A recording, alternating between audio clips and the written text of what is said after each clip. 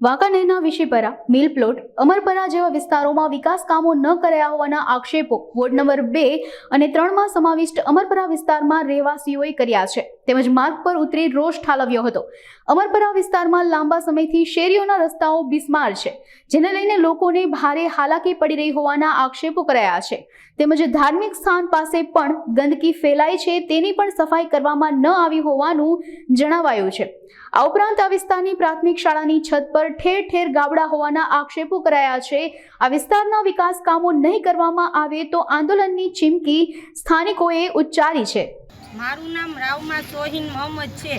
અમે 35 વર્ષથી અહીંયા રહી છીએ.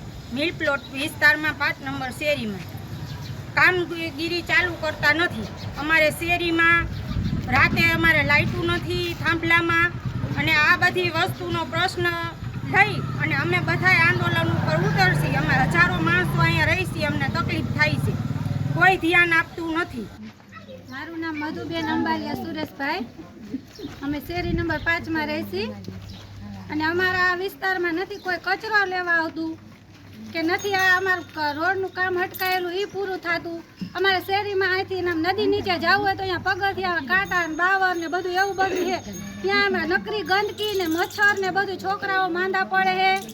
અને પછી અમારે અહીંયાથી ઉતરવું હોય ને તો અમે પડવાની એટલી બીક લાગે. અમારે કાંઈ પણ કામ હોય ને તો અમે નીચે ઉતરી નથી શકતા. એ અમારો પ્રશ્ન છે. ને કચરો લેવા કોઈ નથી આવતું, નથી કોઈ વારવા આવતું.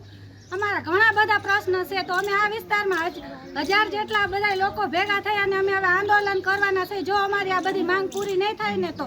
મારું નામ બાઈદાણી સપનમ સિકંદર છે. હું 35 વર્ષથી મિલ પ્લોટ અમરપરા શેરી નંબર 4 વોર્ડ નંબર 2માં રહું છું. અહીંયા 35 વર્ષથી શેરીમાં કોઈ કામકાજ થયું નથી, અને સિમેન્ટનો રોડ બનાવવા આવ્યા હતા.